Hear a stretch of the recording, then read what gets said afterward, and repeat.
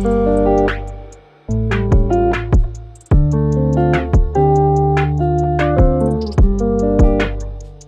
said something to me very important the other day. We were speaking, which I thought was cool. Your background being wine sommelier, and you were mentioning how you could do very well in wine, but in the agave world, like, you can make a difference. What surged in you when you created like the Agave Spirits Institute? It's just been fascinating, as you said, that everybody's so exciting about, you know, a product that we didn't care as Mexicans for such a long time, and now we all caring about it. So it's a super dramatic time, because if we don't do the right thing as consumers, then things can go really, really sour. You know? So I do appreciate my wine career, and I love it, and I will always love it. But I think I can do a better effort here. You know, it's a very exciting time. You know, for professionals, for consumers, for every enthusiastic, you know, that see the program or that it's around. You know, this is a time to be involved in agave spirits, in mezcal, in all of this. This is a time that we are gonna, you know, shift history in one way or another. You have a great program ahead of us, some great teachers and professors that are going to be visiting. How has the reception been from others in the community with what you're doing? I think it's been more interesting and more incredible than what I thought it was going to be. You know? Like, the teachers are so enthusiastic about the program.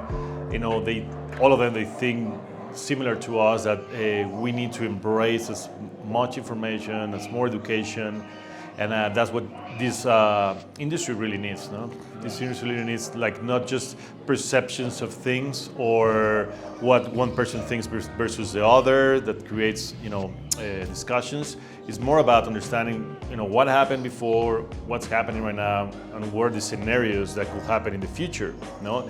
And I think if you put those scenarios into the teachers, or into the consumers, or into the people that actually love maguey plants and they love this drink, they all, I guarantee you, they're all going to think about the same scenario. On a personal experience, like we've talked about, I started the program because I'm entering this world of mezcal and agave spirits. I want to expand my knowledge. I'm a seeker of knowledge, and in anything that I like to do, I like to learn, I like to spread knowledge as well. But the way you've set up the program, the curriculum that you're teaching, and it like opens new doors, I think, within myself that I didn't expect. So like, it's totally exceeding expectations, and it's like showing me this world that I'm like, I want to be a part of it, but I didn't know how much I wanted to be a part of it, and like, you know, new information, and it's wonderful, man. It's just crazy. And that happened to me as well by developing the program. I was already in love with the maguey plants and all the Asian knowledge and the way our ancestors used to look into them, which I always loved that part of history. But by developing this program, you just understand that there's so richness in this. That's why I think the program ended up being so good, because of the richness that exists, that we all need to learn about this. No? And I will just be so happy to see, you know, more people, you know, coming in here and to the Agave Spirits Institute and be like, hey, I also have this other information. Okay, well, let's just bring it in. You know, there's so much out there, so much resource written or just, you know, developed by generation through generation.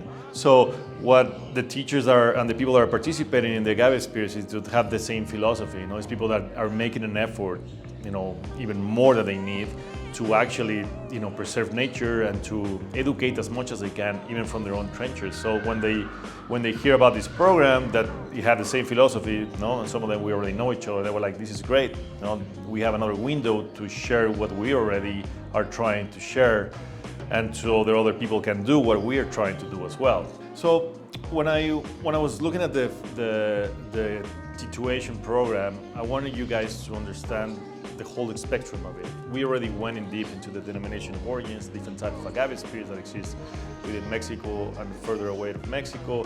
We went through the history, the Asian history, modern history, all of those things. You already got it. No, we've been working on the evaluation program.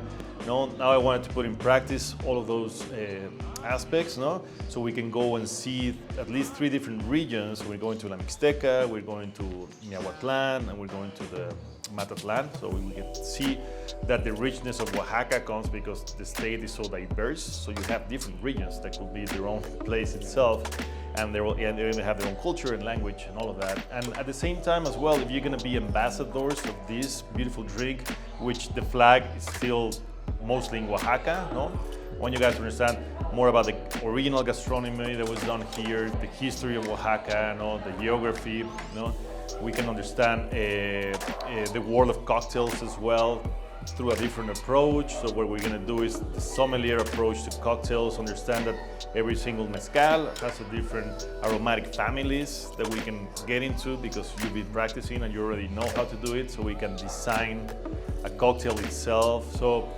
I want you guys to have like the whole spectrum of what a sommelier and an ambassador both together should have. No?